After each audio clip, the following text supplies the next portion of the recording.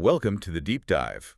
We take source material that you're interested in and, well, we dive deep. We pull out the key insights, the surprising bits, basically everything you need to really get it.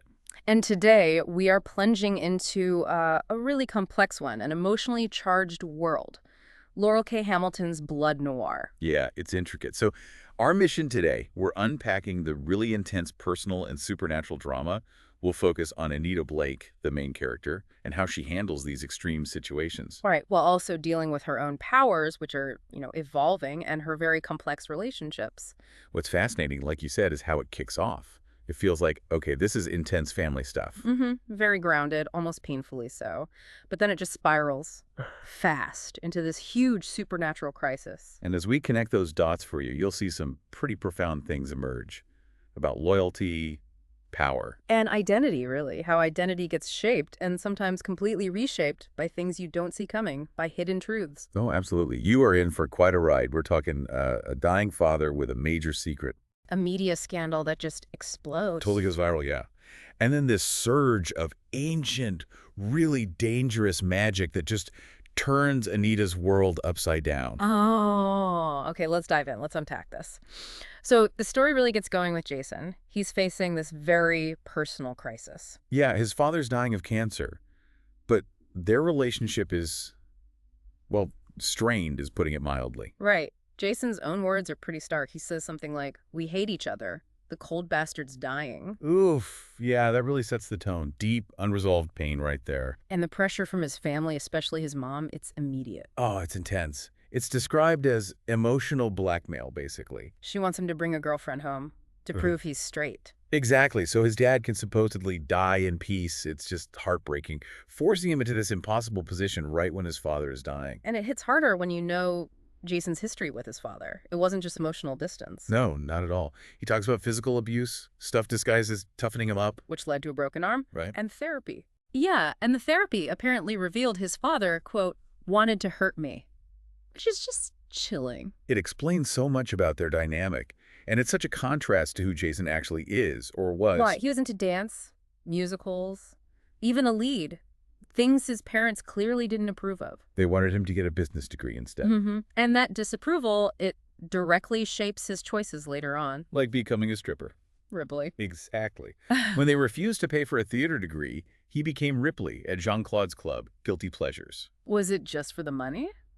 Well, yes, partly income, but it was also, a deliberate jab at them to bug the hell out of his parents. And he'd been promiscuous before. In school. Yeah, which fueled assumptions about his sexuality anyway, adding to the family's issues. Okay, so that's Jason's setup. And then Anita Blake steps into this mess. Our protagonist, yeah. Incredibly complex character. She agrees to go with Jason, poses his girlfriend. Despite her own intense fear of flying, which is a huge thing for her, she does it as a massive favor for a friend. And she has absolutely no clue what she's walking into. None. And you have to remember, her life is already this tangled web, polyamorous relationships. Right, with Nathaniel, Micah, Jean-Claude, Asher, Damien, Requiem, London, Richard. I mean, it's a lot. It is a lot. And Jean-Claude is the master vampire of the city. Richard's the local werewolf king, the Ulfric. These aren't casual connections. Definitely not. And her power, the Arger, plays a big role too. Hugely. It's central to her, this ability to feed off sex almost like a living vampire's hunger. It's how she relaxes, gains power. And maintains balance, yeah. It's vital. So that's the backdrop when she agrees to this favor for Jason. Okay, so they arrive, Jason and Anita, and boom, immediate complication. A resemblance thing. Exactly. Jason looks exactly like these twins, Keith and Kelsey Summerlin. And Keith is kind of a big deal. A very big deal. Son of the state governor, who's a presidential hopeful, and there's a huge society wedding going on. Perfect storm for mistaken identity. And it escalates so fast into this public nightmare, the media just descends. Because everyone thinks Jason is Keith. Right. Which leads to this kiss in the alley, which Jason apparently does on purpose. Yeah, the source says it's because of old resentment. Keith used to, deliberately do shit and get me blamed when they were kids. Wow. Okay, so payback. But then it gets worse at the bachelorette party. Oh, right. Lisa Bromwell, friend of the fiancé, connected to the family's religious past. Promise, yeah.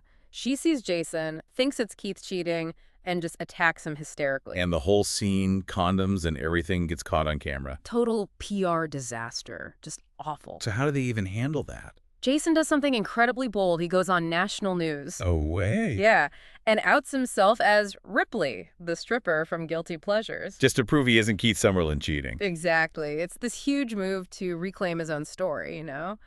Pretty powerful, actually. Wow. But that must have had ripples, right? Especially in their other world. Oh, massive ripples. Unintended consequences galore. Remember Gretchen's TV interview? Vaguely. Yeah. What did she say? She basically aired Anita's dirty laundry.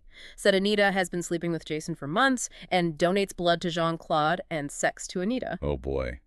That sounds bad for Jean-Claude. It was. Other master vampires started seeing his setup, his woman, Anita, and his food, also Anita in a sense, as out of control. So it damaged his reputation, his standing. Significantly, because, as the source puts it, her freedom has made him look bad, which forces Anita to think about, well, behaving herself more in public. To protect Jean-Claude, it shows how interconnected their lives and politics are. Totally. And then just when you think it can't get more complicated. Just more. Yeah. A twist from the Summerlin security guys, Chuck and Peterson. Chuck admits something pretty shocking. What? That they basically used Jason and Anita as a stalking horse? A stalking horse? For what? For vampires who are hunting Keith Summerlin. Apparently, Keith is involved with some powerful vampire who has a bounty on her head. So they deliberately put Jason and Anita in the line of fire. It seems like it. Exploited their personal drama for a supernatural conflict. It just highlights how vulnerable they were, caught in these bigger games. Okay, let's talk about the Ardor, Anita's unique power. Right, the feeding off sex thing, like a living vampire. Exactly. It's usually her way to, relax, absorb power, balance herself. It's fundamental to who she is. And her control over it is growing. That becomes important here. Absolutely central. Her growing control and some new abilities popping up because of it really drive the supernatural chaos that unfolds next. Chaos involving tigers. Mm-hmm.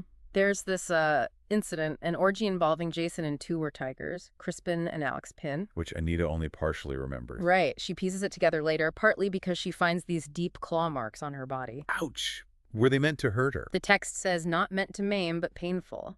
It's a sign something intense, something primal happened. Okay, so what did happen? What was the outcome? This is huge. Apparently, Anita accidentally made a call. A call? Like, on the phone? No, like a psychic summons to all unmated tigers across the entire country. Whoa. Seriously? Seriously. It's this legendary ability, usually only something dominant female tigers can do to, claim mates. So Anita doing it is bad. It's seen as a massive challenge to the existing power structure, especially to guys like Maximilian, the Master of Vegas. Why him specifically? Because Max already wants Anita, not as a mate, but as his human servant, because she's this incredibly rare necromancer. The first true necromancer in centuries. Right, so her accidentally displaying this were-tiger dominance power, it completely throws the were-tiger world into turmoil and puts a massive target on her back. Okay, wow. So back to the immediate aftermath of that incident. Potential pregnancy. Yeah, that's the very real, very human concern. Were-tiger pregnancy. And Jason steps up. In a really incredible way. Totally selfless. He offers to claim any potential baby as his own. Why would that help? Because it would make the baby seem human, or Lukoi, which is like werewolf to the were-tigers. They'd lose interest. It could de-escalate the whole crisis. That's huge. It lets Anita take the morning after pill. Exactly. He even suggests they lie about it, thinking Anita's own shock and fear might hide the truth from the were-tiger senses. It shows amazing loyalty. But the chaos isn't over. Richard arrives. Ulfric Richard, the Wolf King. And he is not happy. Because he thinks Jason and Anita. Yeah, infidelity. Plus, he's intensely jealous. He wants to marry Anita himself. And he does something with power. He manifests something like the Ardor and uses it on Anita. To control her.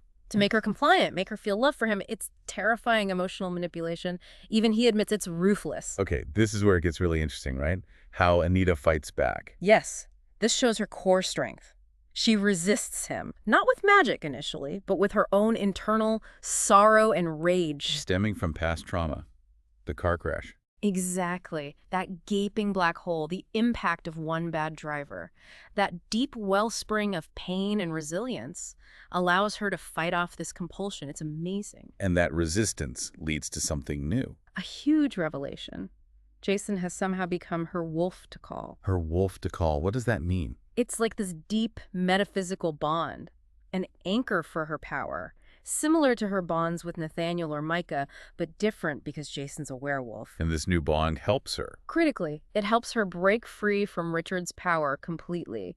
And even more importantly, it helps her resist the influence of Marmy Noir. Richard notices it, right? Yeah. So Jason smells like her touch. Yeah, like he has your touch like a perfume against his skin. It signifies this really deep new connection. Okay, so who is Marmy Noir? We've mentioned her. The ultimate puppet master, it turns out.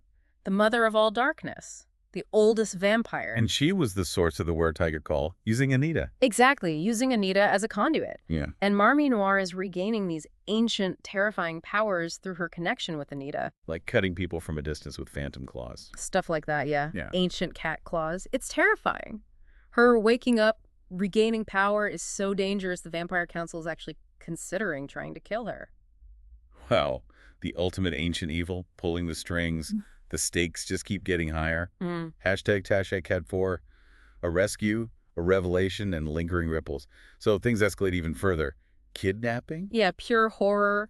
Anita and Jason get abducted by Chuck's men, the security guy, and some vampire tied to the Summerlin wedding. And Jason gets hurt badly. Brutally tortured. The description is, grim carpet was a sea of blackness from blood, multiple cuts. He's found nearly dead. And Anita. Drugged, tied up, her shirt shredded by claws, which is implied later to be Marmy Noir acting through someone or something, just adding terror upon terror. But Anita escapes. She's incredibly resourceful. Always. She uses tiny manicure scissors to cut flex cuffs, finds caustic cleaning supplies, gets guns from her captors. She fights her way out. Taking down guards. Kills a vampire and a human guard. Yeah, she does whatever it takes.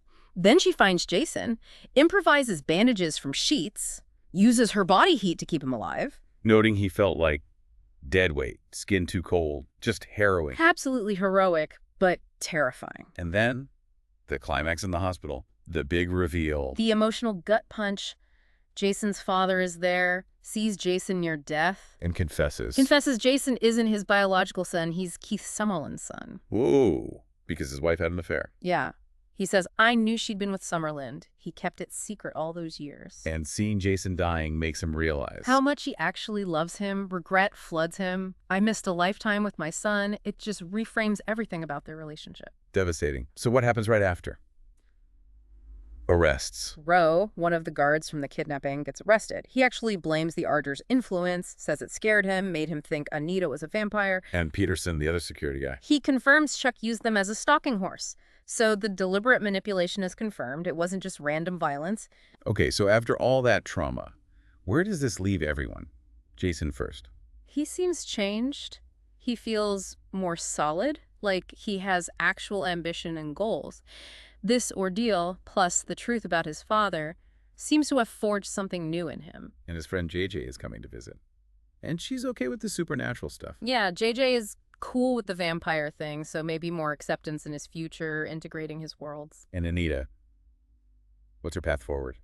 Well, strategically, she agrees to tone it down publicly, present a more compliant image for Jean-Claude's sake. To be less of a pain in the ass in the outward vampire community, as the source says. Pretty much. It's a political move. But personally, she's also planning to explore her non-monogamous relationships more. Test boundaries with Jean-Claude and Asher. So still pushing limits, just maybe more strategically. Seems like it. But the external threats aren't gone.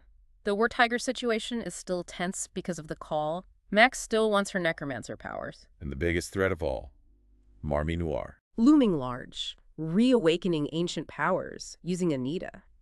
Yeah. That conflict is far from over. The stakes, personally and supernaturally, are still sky high. Hashtag outro. Okay, so let's pull back. What does this all really mean? What's the takeaway from this deep dive into Blood Noir?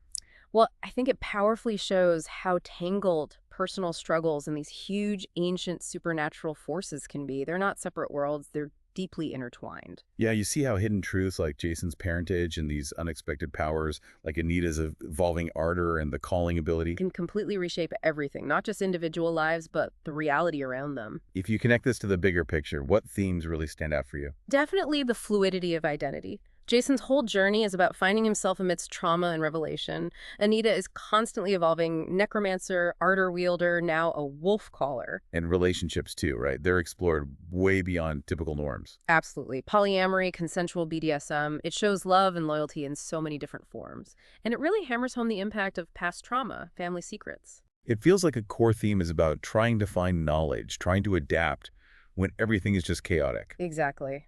And maybe finding strength in unexpected places, even in your deepest pain. So for you, the listener, maybe think about the impact of this kind of knowledge. How understanding these hidden currents, power, emotion, secrets both within ourselves and out in the world. How that understanding might illuminate your own sense of self, your own connections. It's a reminder that sometimes the biggest insights come from the darkest places. Which leaves us with a final thought to ponder. Yeah. In a world like this, where personal truth seems like it can literally bend reality, and where these ancient powers are always just lurking beneath the surface, how much of our identity is actually ours? And how much is shaped by all those forces around us, the ones we see, and maybe more importantly, the ones we don't?